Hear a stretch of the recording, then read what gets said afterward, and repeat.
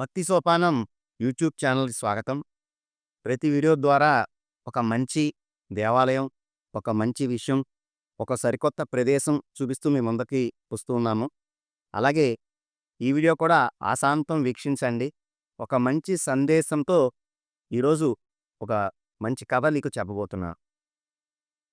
ఒక గురువుగారి దగ్గరికి చాలామంది పిల్లలు వేదం నేర్చుకోవడానికి, విద్యను అభ్యసించడానికి వెళ్ళారు.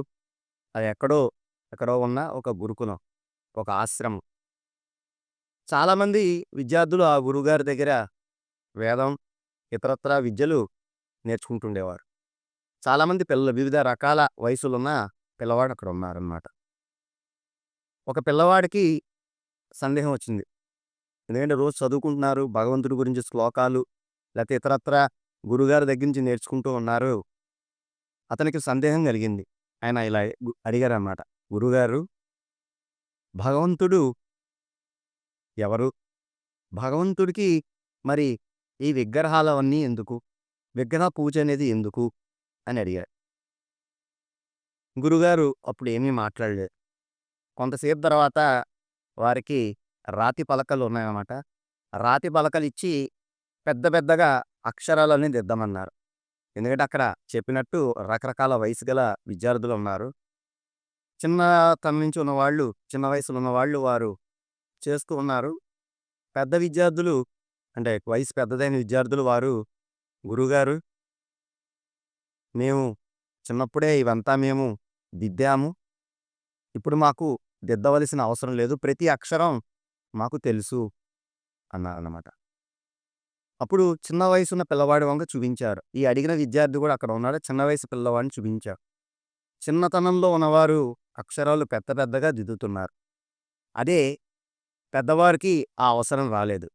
అప్పుడు గురువుగారు ఇలా చెప్పారు. నాయనా, మనము భగవంతుణ్ణి ధ్యానించడానికి, ఒక రూపం గురించి మన మనసులో నిక్షిప్తం చేసుకోవడానికి ఎంత అవసరమో మొదట చూడు, ఈ పిల్లవాడు, చిన్న పిల్లవాడు పెద్ద పెద్దగా అక్షరాలు దిద్దుతున్నాడు.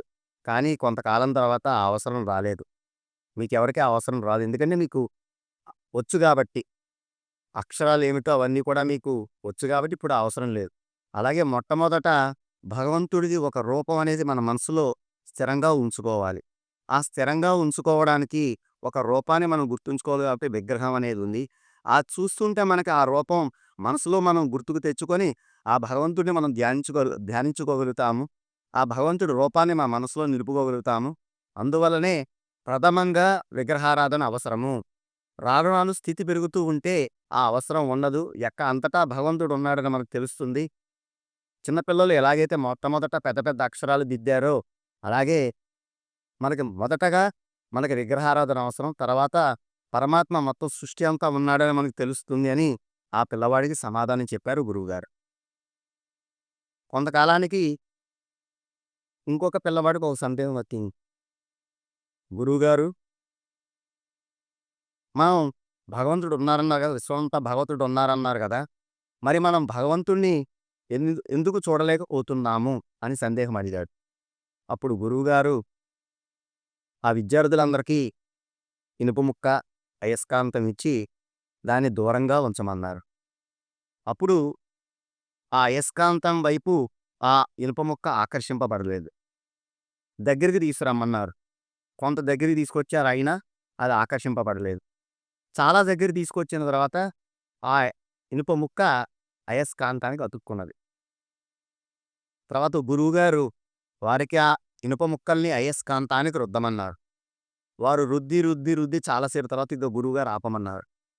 ఆపమంటే ఇప్పుడు ఇంకొంత దూరంలో ఉంచంగానే ఆ శక్తి వైపు ఆకర్షింపబడి ఆ ఇనుప ముక్క అయస్కాంతానికి అతుక్కున్నది. అప్పుడు గురువుగారు దాన్ని తీయమన్నారు. విడిగా తీయమని ఇప్పుడు వేరొక ఇనుప ముక్క తీసుకొచ్చారు దాని దగ్గరికి. శిష్యులకి ఇచ్చి ఆ ఇనుప ముక్కని దగ్గర ఉంచమన్నారు. ఈ రుద్దిన ఇనుప ముక్కకి ఆ ఇనుప ముక్క దగ్గర ఉంచంగానే 2 అతుక్కున్నాయి. అప్పుడు గురువుగారు శిష్యులకిలా వివరణ ఇచ్చారు. నాయనా, చూసావా, విశ్వమంతటా భగవంతుడు ఉన్నాడు.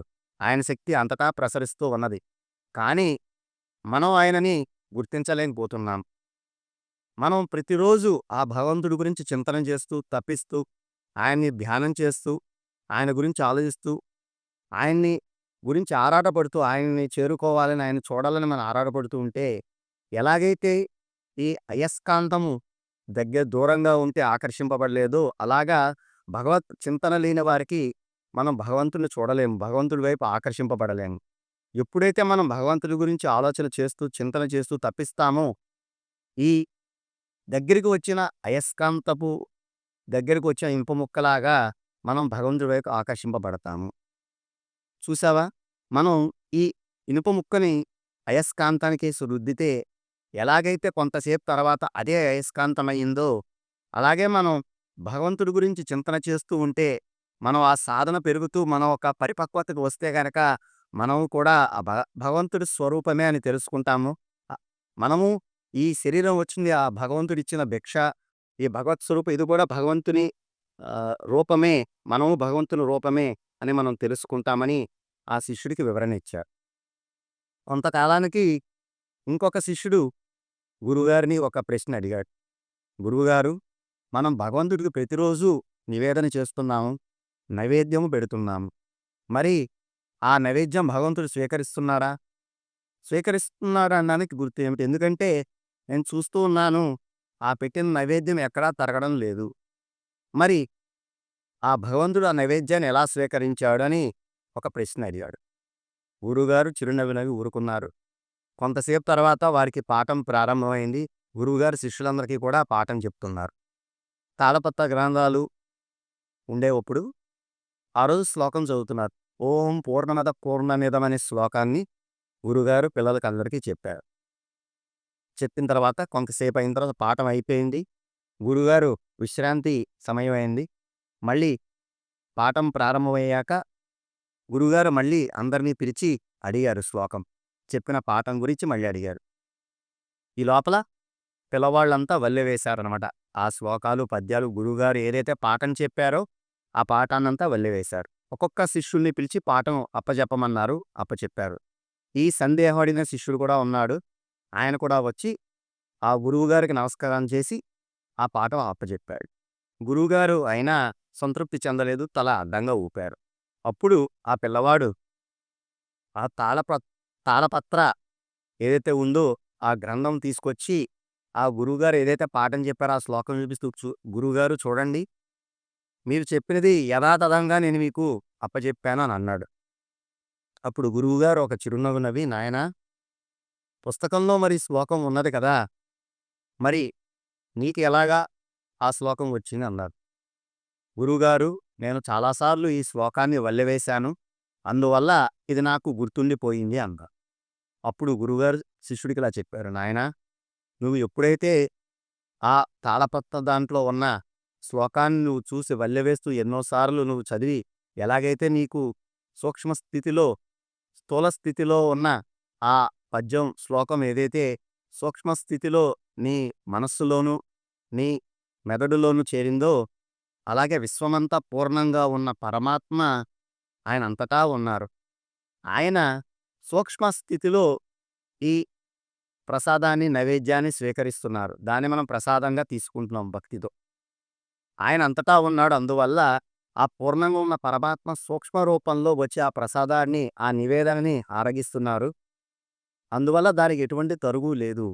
ఎలాగైతే నువ్వు చదివిన శ్లోకం ఈ తాళపత్ర గ్రంథంలో ఎలాగైతే స్థూల స్థితిలో ఉన్న ఈ పద్యం నీ మెదడులోకి సూక్ష్మ స్థితిలో చేరిందో, ఉన్న ఆ ప్రసాదాన్ని సూక్ష్మ శరీరంతో ఆ పరమాత్మ స్వీకరిస్తున్నాడు. అందువల్ల దానికి ఎటువంటి తరుగు లేదు అని ఆ పిల్లవాడికి వివరణ ఇచ్చారు. ఆ పిల్లవాడు ఎంతో సంతోషించాడు. ఇలా ప్రతి ఒక్కరికి భగవంతుడంటే ఒక భక్తి ఉండాలి. ఏదో గుడ్డిగా చేసుకుంటూ వెళ్ళిపోకూడదు. వారికి జిజ్ఞాస రావాలి. సందేహాలు కలగాలి. భగవంతుడి గురించి వివిధ రకాల ప్రశ్నలు కలగాలి. పరిప్రశ్న రావాలి. అడిగే ఈ సందేహ నివృత్తి చేసుకోవాలి. అప్పుడే మనం పరమాత్మ వైపు ఆకర్షింపబడతాము. అదే ఈ కథ ద్వారా చెప్పదలుచుకున్న విషయం. ప్రతి ఒక్కరూ కూడా భగవత్ చింతన చేయండి. భగవంతుణ్ణి చేరుకోవడానికి ప్రయత్నం చేయండి. మనకి ఈ శరీరం వచ్చింది ఎంతో అదృష్టం చేసుకుంటే గాని ఈ శరీరం రాదు. ఈ వచ్చిన అవకాశాన్ని ప్రతి ఒక్కరు సద్వినియోగపరుచుకొని పరమాత్మకు చేరుకునే మార్గాన్ని అన్వేషించండి. నమస్కారం. అందరూ మా ఛానల్ని లైక్ చేయండి, షేర్ చేయండి, అలాగే తప్పకుండా బెల్ ఐకాన్ నొక్కి సబ్స్క్రైబ్ చేయండి. నమస్కారం.